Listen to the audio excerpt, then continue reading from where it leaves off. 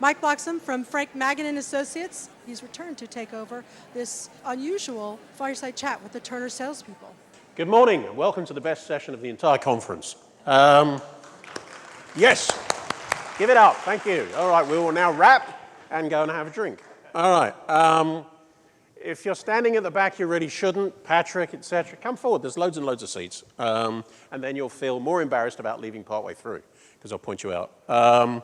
Okay, this is a session I'm really looking forward to, partly because I think this has probably been more fun preparing for than any other session I've ever moderated, part of which was done with the guys over there at a very fine San Francisco restaurant, which some of you may know, called the 5A5 last night.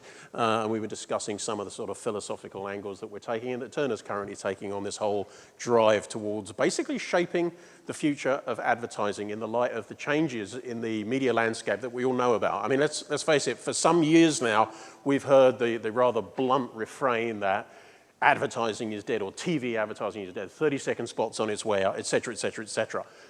Often from people who have a vested interest in saying that and seeing that, not necessarily based on objective, hard research, because the fact of the matter is that the lion's share of time spent with video is still with TV, and as conventionally defined, and will be for some time to come. That does not mean that other platforms have no role to play. Of course not. The whole thing going forward is much more integrated, and it has to reflect and engage with the way consumers engage with media. And what we're going to talk about today are the broader issues that the industry is facing, but what we're using is, if they don't mind me referring to them this way, we're going to use these folks from Turner as the kind of the example, because Turner has undertaken a major initiative within ad sales called Turner Ignite, where there's a huge amount of resource, basically money and manpower, being put to better understanding how advertising needs to evolve to remain relevant and agreeable to consumers, to deliver value to advertisers, and to work for the broadcasters themselves. These guys are going to express it better than I can, but the key thing is that I think is particularly interesting is this is a genuinely consumer-centric initiative. And I've always been the first to take issue with people who just throw around the phrase consumer-centric, because what they typically mean is, well, we know who we want to do what, at what cost, with what frequency, and we want to work out how to get them to do more of it at more expense and more often. That's not actually consumer centricity. These guys are taking a slightly different approach, and as I say, they're putting resource of all kinds into it and partnering with everybody under the sun to make it happen, to reinvent future TV advertising.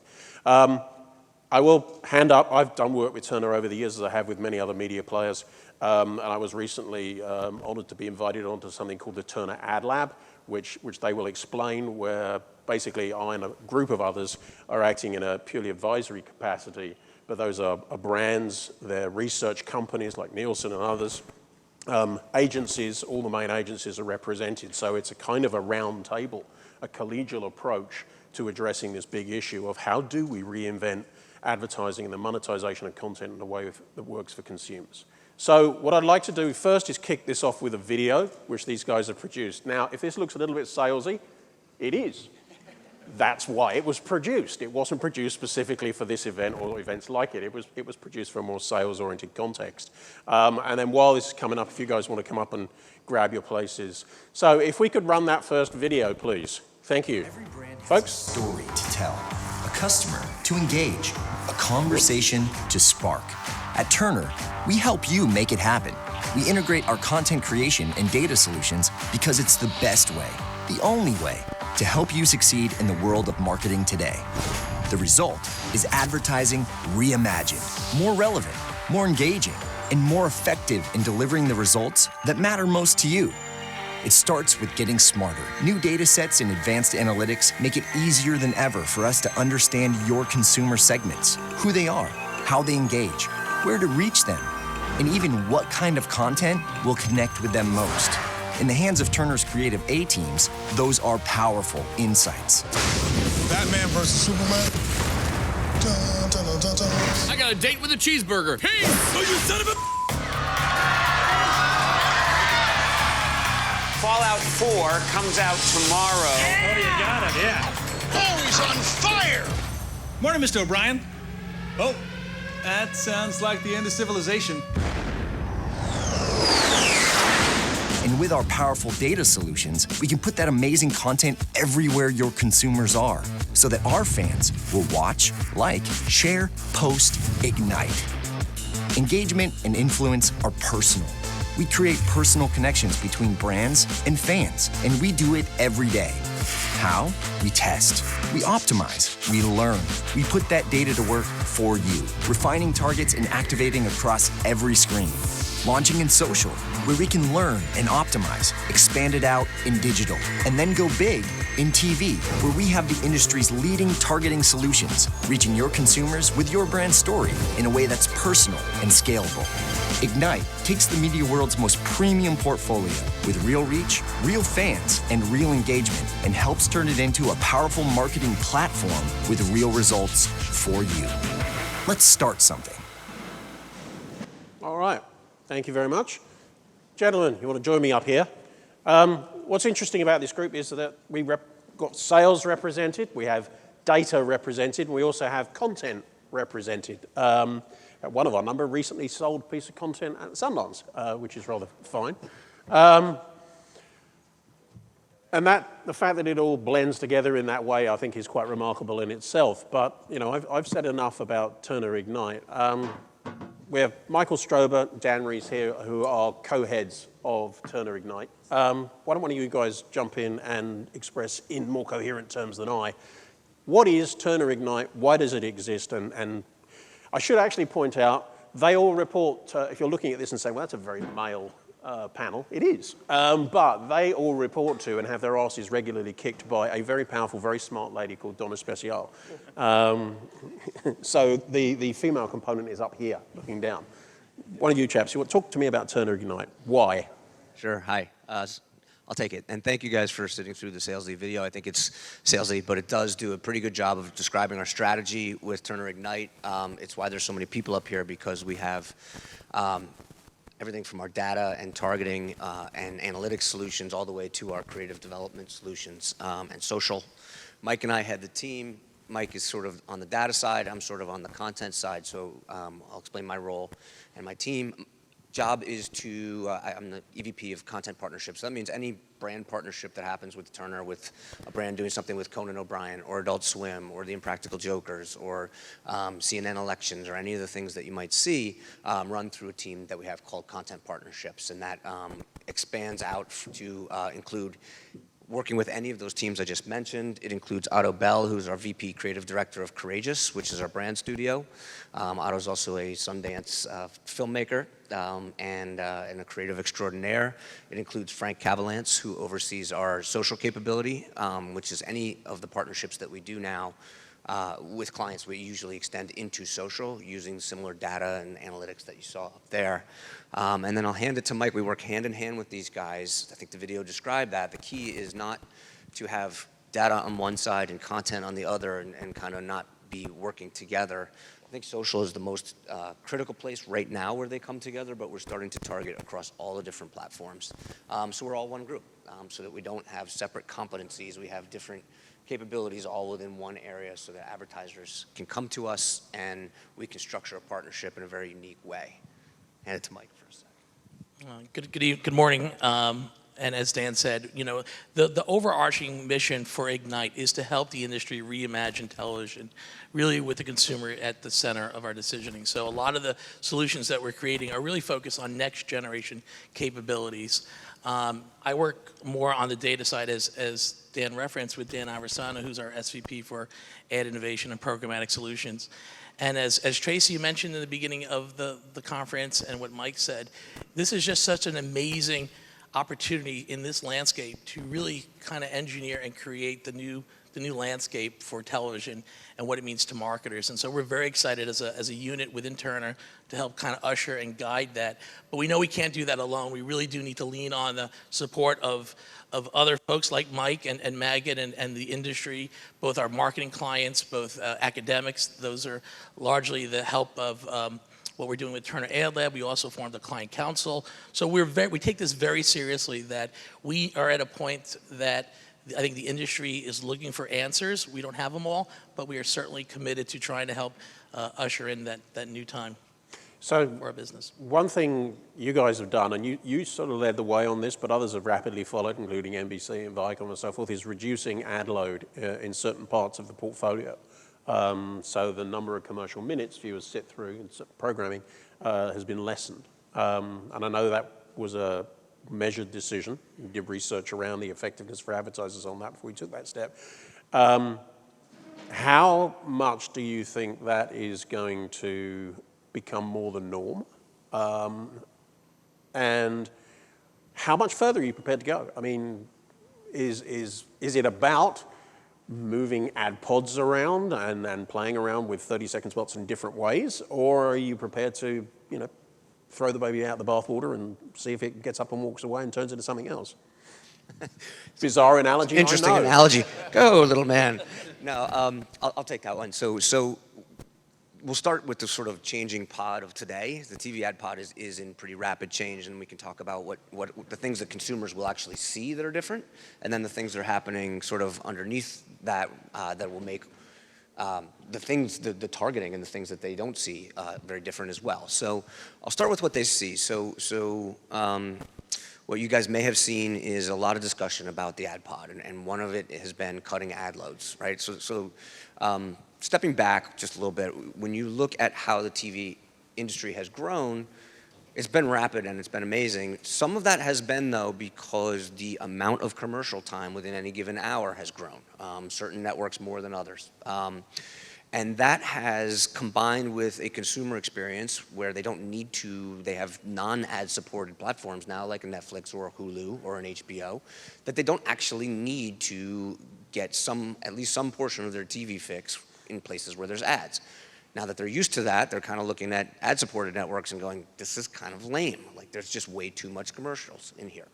We've known this for a while, but I think at this point they have a lot of other choices, and before they vote with their feet, you're seeing a lot of change that's happening within the ad-supported community. So two things you can do in that situation, and we're going to do both, and then I'll talk about the scale of that and how it rolls out. The first thing you can do, and the way I describe it is just the TV advertising on ad-supported television is too fat. There's too much of it. We've overstuffed the bird to some extent, and that was a quote from Kevin Riley, who runs TBS and TNT. So there's two things you can do. You can go on a diet, which is to skinny up the amount of advertising that you have, and that's happening, and we've announced that on TNT in our originals and on True TV, and I do believe there will be a lot more. You have to do things in increments so that you can test, learn, and understand. But that's happening, and we've seen NBCU with Saturday Night Live, you've seen Viacom, we have seen A&E with daytime, all starting to take portions of their inventory and of their actual time, their slots, and condense the amount of advertising. We've done a lot of offline testing. What you see is a couple things. One is that the consumers completely notice it, and they appreciate it, and they stick around a little bit longer. Now, we got to test this live, but so far when we have done stunts, we are seeing higher ratings, which is good. We've also done some brand testing offline and found that, and this makes total sense, when you leave brands inside, when there's fewer brands inside an ad pod, those brands perform better. So that's all kind of underway. I think once the first wave happens, which will really start to hit in Q4 this year, the results will prove out, and more players, and across more of Turner Broadcasting, we will be skinnying up the ad pod. So I think that will happen over the next 2 years, where you'll go from, and I'll just give you guys some raw numbers. I think on TNT and True TV, we have about 18 minutes of ad time per hour. That's going to shrink to around 10. Viacom has about 20 minutes. They've talked about 14 to 15 minutes in the press. That's what I've seen. And you're going to start to see that condense. And that sounds like a lot of time, but it's also not that easy to just bang, do all at once. You know what, there's too many ads, let's just cut it. Because what has to happen is all the creative community who are making the programming now need to plan for 50-minute programs instead of 42, for example, right? So we need some time for that to roll through the system. Otherwise, you're gonna have an 8-minute hole of what's probably useless content that is, neither advertising nor real content. So that's part of the process.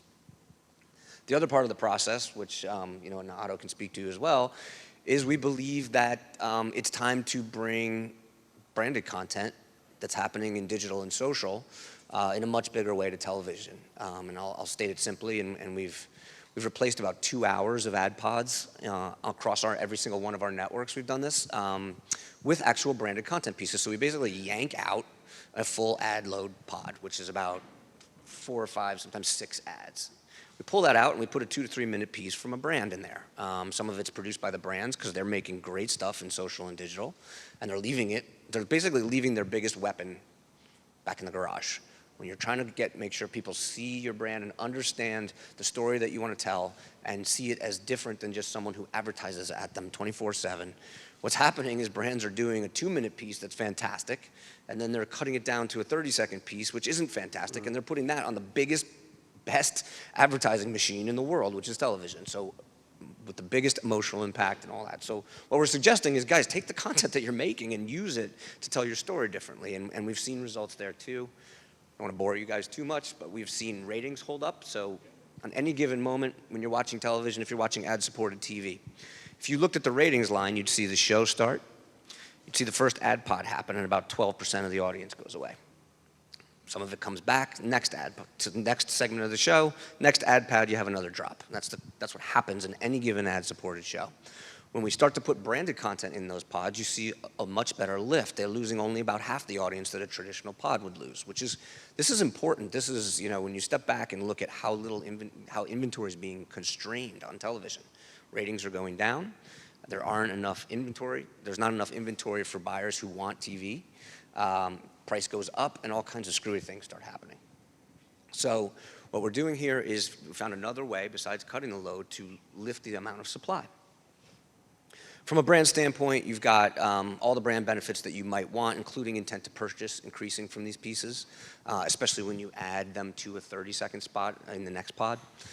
So we're seeing really good results with the changing pod that we have today. So I think you've seen other media companies talk about that as well. And that's good. We want the entire industry to move that way. Turner doesn't have the impression that we're going to reinvent the future and change TV advertising all by ourselves. That's not going to happen. It actually has to happen across the entire industry, and it's starting to. So I'll leave it at that, and then we can talk about. I think maybe Dan, we could just speak to the other part of losing weight, which I haven't followed, which is. I lost the analogy there. Do you want me to explain that a little bit? Yeah, hold up, Mike. Can you pass the microphone? Now the exercise. Guys, we need a microphone. If you're gonna... Yeah. So the diet is to cut the ad load. You also need to exercise. That's working harder on the creative, and it's working harder on the targeting and making things more relevant. Yeah, so, I mean, the way that I would think about it is it's actually really simple, right? There's a lot of different things that make advertising work. Creative is really important. It's probably the most important piece, right? And all of the work that Dan and Otto and Frank and team are doing on the creative side is fantastic, and we see great results. I think when you start to empower that with more data, and there's a few different ways you can do that, though, all of a sudden you're talking about magnitudes of effectiveness that get layered on top of that, right? So to Dan's point, right, the notion of blowing out the pod and putting really great creative storytelling, brand stories, in the place of what used to be a series of disjointed 30-second commercials on its own is very powerful. But when you layer data in so that now that story is being told to the right person at the right time, and maybe even you use some data on the front end, right? So a lot of the work that my team does with Frank's team is how we leverage social at the start of this so that we can test different pieces of creative.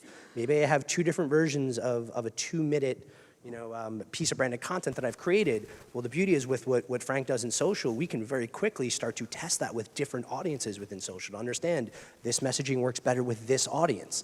And then we've built the capabilities, and you saw some of this in the video before, where now we can find that audience in linear television. So we can start in social where we have a very, very quick loop of data, which you don't have in linear TV. It's one of the biggest challenges, right? And now you know, based on this fast loop of data from social, hey, this creative message, it works, or we can now optimize this message to work better with this audience. And I have data that informs that. Right now I have the data infrastructure in linear television through lots of different advanced data sets and advanced analytics, so that now I can find that audience in linear TV. Right? So now I'm telling the right story, and it's a beautiful brand story that's in beautiful, big, premium content on TV to the right audience at the right time. 2 things that you need to make that work in TV, right? You need data, and I'm just looking around them. There's a lot of folks in this room today who play in that space where you're integrating television viewing data and other behavioral and attitudinal data, whether it's survey data, credit card data, frequent shopper card data, whatever that data is, right? And you're integrating those sources. You take that data set, and then you take some predictive analytics where I can find that audience TV is a futures market, right? You buy today based on what's going to happen tomorrow, right? We have analytics internally that will say, oh, that heavy bottled water drinker, they're going to be watching this tomorrow. And now we take this big, beautiful piece of content that we've created and optimized, and now we put it in front of the right audience at the right time. When we start doing those things together, that's when, again, you see these massive orders of magnitude in terms of effectiveness. It's actually why Ignite exists, right? So everything that I just described to you, it's not content, it's not data, it's all of that working together, right? The notion of these things being pulled apart actually is counterintuitive, right? The things that make advertising work, it's about content, it's about data, it's about analytics, it's about technology, it's about all of those things together. I want to jump on that, actually, because, Please do. you know, what I'm hearing, something I've always said is the business of TV is the business of alchemy. And it's, you know, the dark arts and dark sciences. And there's been a huge amount of talk. Say dark arts, but yes. Yeah, why not? Let's go Potteresque. In fact, last year, Hannah was dressed as a wizard, so that was entirely appropriate. Over the last couple of years or so, it's all been about big data, big data, big data. And you know, every media company in the world seems to be investing huge amounts of money, bringing in data scientists and hardware and software systems and going on about this, that, and the other. And I've heard people say that, hey, without, you know, now we've got big data, et cetera, you don't need you don't need primary research anymore. What they're basically saying is you don't really need to understand why, the human element. Which, to my mind, quite frankly, is bullshit, and I wait for people to be hit around the back of their head when they say that kind of stuff, but if I don't employ them, I can't do that. How do you make sure you strike the right balance between the science and the art? And I know this is going to bring Otto in at some point here as well. Yeah. Start with him. Yeah, I mean, the way that I look at and this probably elevates my own sense of self-importance, but the way that I look at these guys is they do, yeah, here we go, let's see. The way I look at these guys is they make me incredibly more dangerous, basically. So I look at what Frank does in social. He's kind of a sonar for my creative department. You know, he'll send out a ping and he'll come back with a bunch of, with a view of the bottom of the ocean. I know where those audiences live, I know what they're interested in, and I see how they all work together and how they're interconnected. And then obviously on the distribution side, hugely important as well, but I want to just make the point that it comes in before we even put pen to paper in terms of drumming up a creative idea. So that's a very helpful input into the sausage factory that is creating watchable, relevant, interesting branded content. So I'm very grateful for that. And then I think the other piece that comes out of that is this ability to really tell stories that, you know, there's the old adage, isn't there, that you know, half of my marketing budget is wasted. I just wish I knew which half. I think what all of this data and all of this input it chips away at that. It eats into that 50% of unknown, and it gets us much, much closer and much, much more effective, and delivers much, much more efficacy for our clients. And perhaps more importantly as well, it's a better viewing experience for our audience. So it innately holds more relevance for them. It resonates to a greater degree. I mean, our first example with CNN on the pod takeovers, where we blew out all of the interruptive call to action 30-second spots, just ran a lovely 2-minute story from Subaru. I believe we even held the rating there throughout that commercial break. And that was because that piece was surrounding CNN Heroes, which is our annual award show about extraordinary people doing wonderful things. The piece of content that we ran in the commercial pod spoke exactly to that.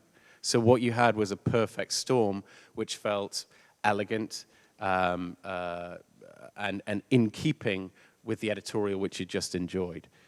So the results, when you hit that right note, when you use that data, and we in that case, my group at Courageous created that content, it all sings beautifully together, and the audience doesn't end up hating you for interrupting what they turned up to watch. Mike, you had asked about balance. How do you balance those two? So I'll build on what Otto said, which is, you know, we have a lot of data that helps us understand who the audiences might be and what they might want. A lot of that comes out of social, and we've built a whole team to help us understand that. That said, you'll never see anyone thrown out a window faster than me if I were to walk into Adult Swim or Conan O'Brien with a data-driven recipe for how they should make branded content with partners. That would be instant. Both of them are only second floor, so I might survive, but it would definitely happen. Again, the creative spark isn't something that you can put on autopilot because you have a lot of analytics and data. It just helps hone where that spark is applied. Oh, that's a great word. So just the other side of that, Mike, it's the content side. Clearly, I mean, the creative element is it's the most important aspect of it. Data can help hone, and I think that's the right way to think about it. But at the end of the day, it still needs to be forged on its own to some extent, and then owned with data. Just back to your point though about primary research, because this is probably something that's near and dear to your heart. Big data, technology, call it whatever you want, programmatic, right? It's these levers, right? It's the precision to pull certain media planning levers and tenets, right? And it can allow you to pull those levers in very, very specific ways. What it will never tell you is how to pull the levers.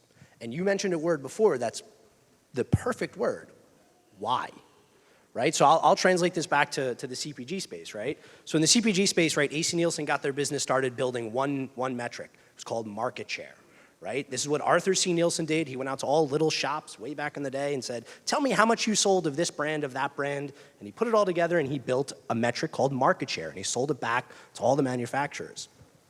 That number on its own is really important, but fast forward now, what do all of these big research companies have? They have these panels like HomeScan and IRI's panel, and it's very simple. It's to answer the whys behind all of that. Why is my share up? Why is my share down? What's happening in my business? You need a bigger sense, whether it's primary research, whether it's qualitative, whether it's, I even weave in parts of like consumer journey mapping into that, right? This becomes the intelligence that from a planning standpoint tells you how to pull those levers, tells you what your frequency should be, tells you the type of content that your message resonates best in, tells you the audience you should be targeting, tells you when you should be talking to that audience, tells you the platform you should be talking to them on. Right, that level of intelligence, there will always be a thread of primary research, always be a thread of qualitative that has to inform that, because big data, as great as it is, can be very, very misleading in that sense. Yeah, and we've been talking about data, technology, research, but foundationally what you need is a process. And I think what we're learning from social is the ability to test, learn, and optimize, and extending that process throughout the entire organization. You have data, you have research, and what we have is actual results. In social, it's very easy for us to test multiple creative, test multiple ad targets, and put a little money behind and see what's working, and very quickly make edits and changes to, to the creative, to the targeting, and to the distribution strategy. And I think starting there is quite important, because then what happens is in the fabric of the organization, where you have art and science all sitting underneath or sitting together, we're able to come out with a more uniform product that is focused on what the audience is telling you, not telling you necessarily, but just acting. So they're actually consuming the content. They're not telling you that they're going to consume it. They actually are engaging with content, which is immediate feedback. Okay. We've talked a lot about, where you guys are right now and the intent and how you're pulling the different elements together and how that's impacting your advertisers and consumers. Let's look a little bit further out. It's about the future of TV advertising and so forth. Based on what you're doing, based on what you see the industry doing more broadly and where you see the need, how is this going to be playing out in, say, 3 to 5 years' time, which is a dangerously long horizon when you're projecting in this space? But let's go there for now anyway. Thinking about how different areas are starting to come into play. There's been a huge amount of activity in VR. Does that really hold potential, you think, that's realizable in that period of time? How is it going to impact how are the things you're doing now going to impact the kind of deals that you're doing? Recently, there was a move to this kind of like C30 plus or whatever the heck, or talk of it anyway from Nielsen. I think it's important to understand that what we describe now is things that we can actually execute in market today. And the whole goal is to try to make today better. But really, another part equally as important for us is thinking about tomorrow and how do we reimagine that.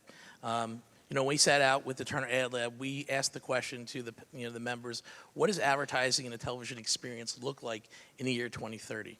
Now that's about 15 years from now, and I would hate to pontificate, but I think what's important is that we have sort of a guiding principle, or at least a vision of what we want advertising to be. And right now, we know that the consumer experience, the way they perceive advertising has not been all that welcomed.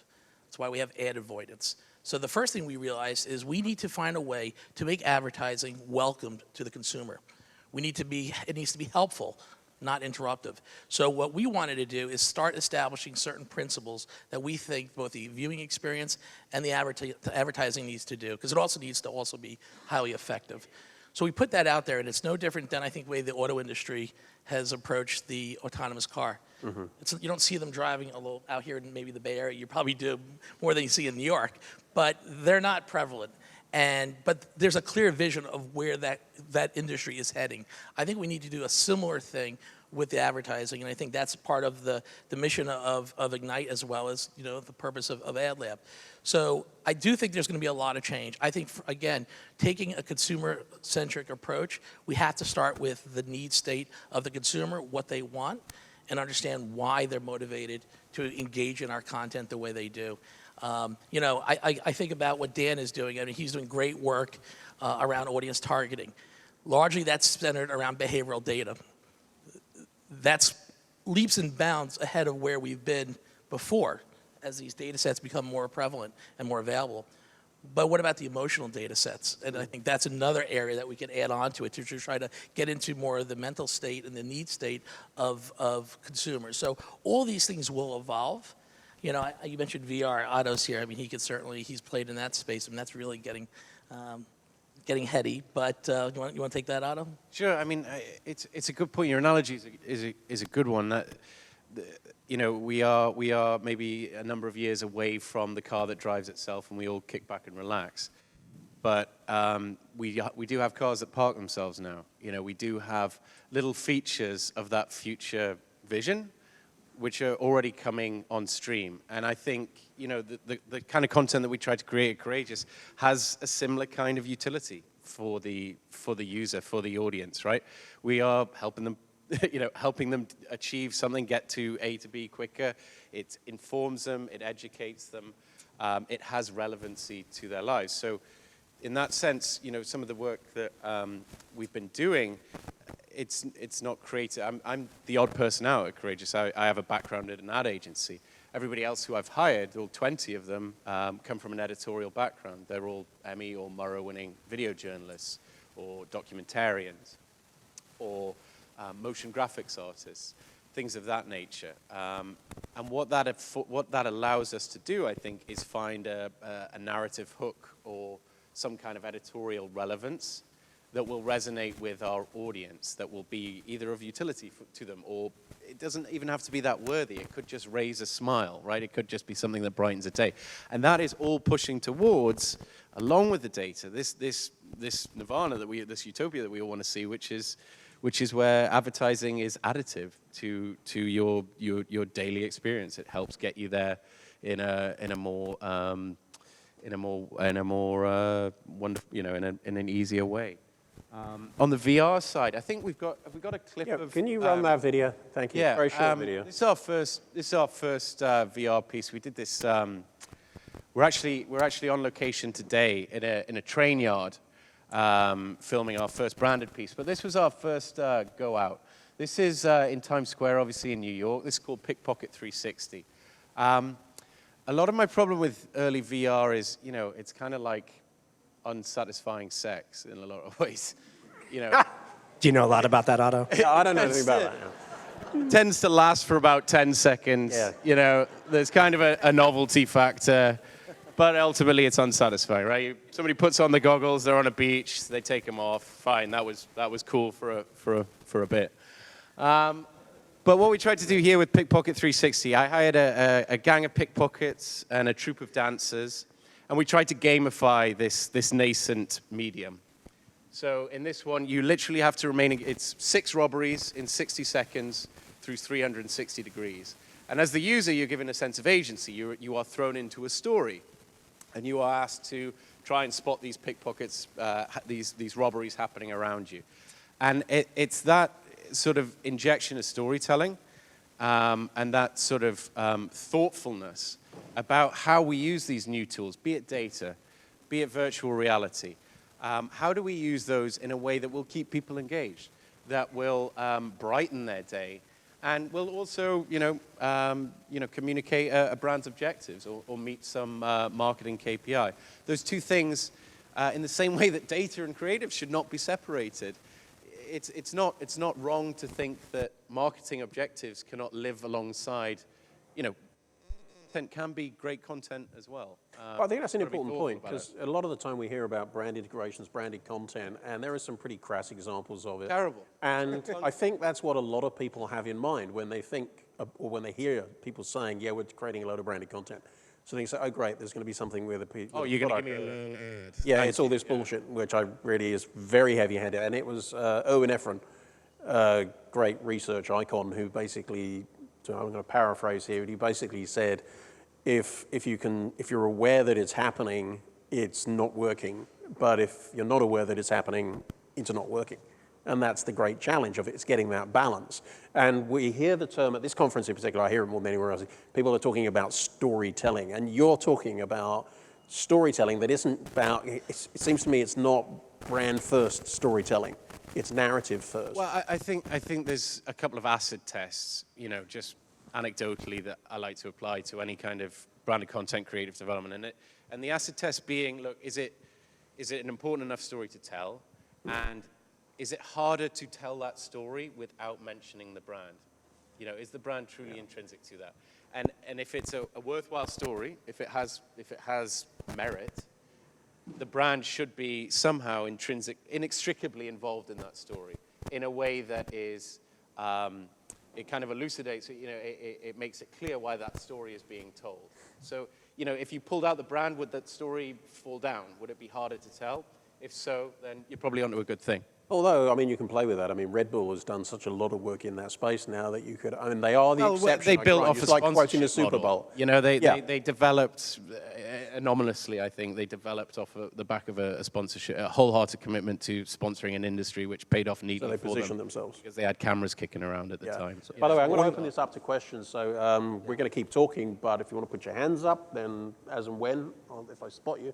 One of the key things that I think is critical about the future, because you asked about where's this going, and on the creative side, it's brands working with incredible creative firepower, like Otto, like Conan O'Brien, who again, it comes down to, do the fans love it? And at the end of the day, you have to ask the creators who have the relationship with the fans. Yeah. From a Conan standpoint, 4 of his top 5 most viewed social clips were done for brands. There you go. He's just has kind of gotten the hang of how to make content that doesn't feel heavy-handed, that feels really fun as anything else he's doing, and Adult Swim's in that same bucket, et cetera, et cetera. It's just, you just have to be really careful with it. Brands are getting a lot smarter about it. Frank, I also think that it's important to create branded content, or content, for that matter, for the right platforms, right? So, when you're talking about a 60-inch experience versus the 4-inch experience and how you go about discovering that content, that matters. And for my world in social, we're always looking to identify those share triggers in content, which we provide feedback back to the content teams. So that way we help inspire the creation of that piece, so that way there is that trigger that not only has the right audience consuming the piece of content, but also taking that action and sharing it and passing it along. So I think that's another dynamic to keep in mind. Frank, what's going to drive the role, or the relative role, of social in the mix from now to, say, 5 years out? What's going to change the role? And do you see a larger role for social? I'm guessing you probably do. And what's actually going to be the factor that pushes that forward? Yeah, so I think a lot of interesting things are happening right now. So social has allowed us to make data actionable. So we're able to use data to inspire content, to use data to unlock social discovery. We could identify affinities and interests areas. We could identify and target users based on engagement. So rich information that's actionable. And now that we're all working together as one group, we're now focusing on taking those immediate learnings today to start informing our experiences on digital and on air, on linear. Over time, I see data within linear becoming actionable. Today we have two-screen experiences, and a vast majority of people are engaging with another device while they're consuming content.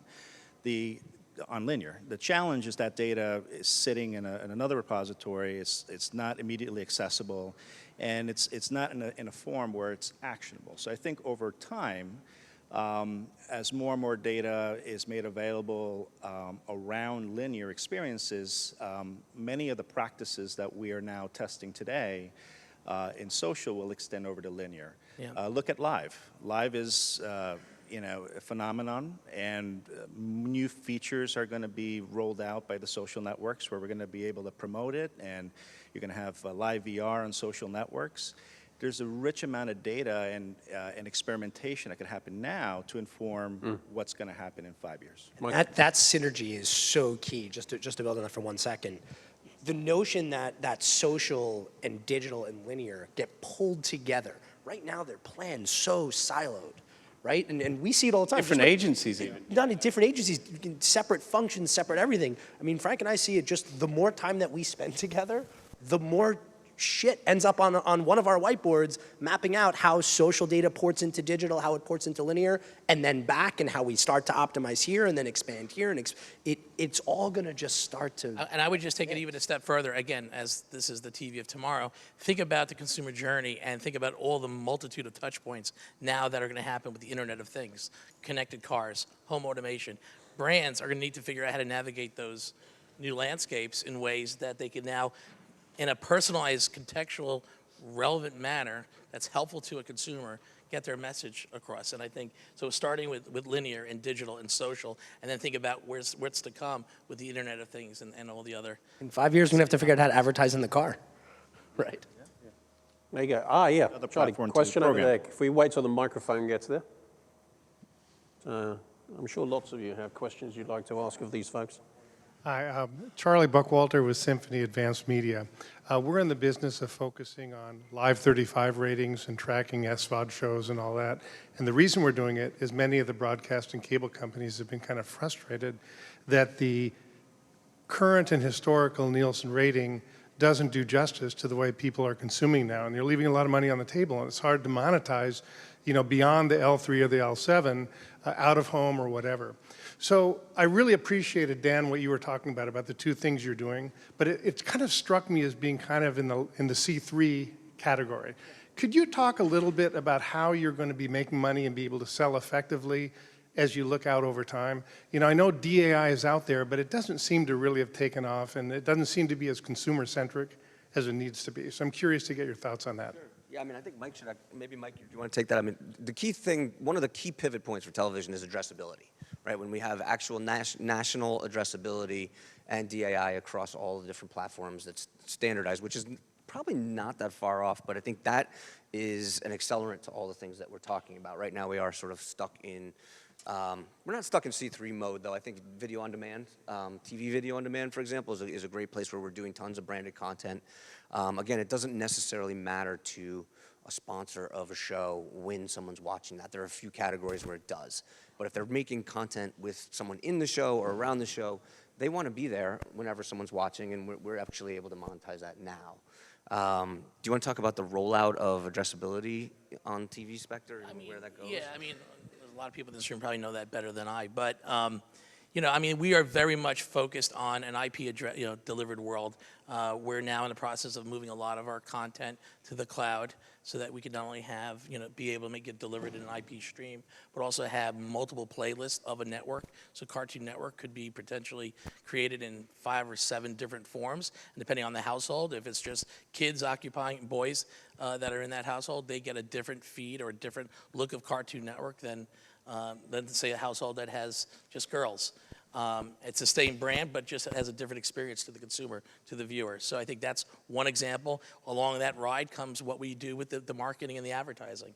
So I think these are just new areas. To your point, though, we are very focused, not as a a mission of Ignite to measure the audience that's going outside of the leakage between C3 and C7. Our ad sales and go-to-market teams are highly focused on that because, to your point, it is broken, and we do know that there is money being left on the table because it's not being properly measured, and that is a focus of our research group and Donna and her go-to-market teams. Yeah, also, way out there in the future, also you could see a world where advertisers could bring their data and map that data to the Turner Data Cloud, which is our DMP, and eventually execute campaigns going after their consumers or a specific audience, now that you have the ability to target down to the household level. So you have new delivery methods that are evolving that one could imagine, and that's going to also change how we transact and also how we measure success on linear. Yeah, and Charlie, this is great for your business too, because think about it.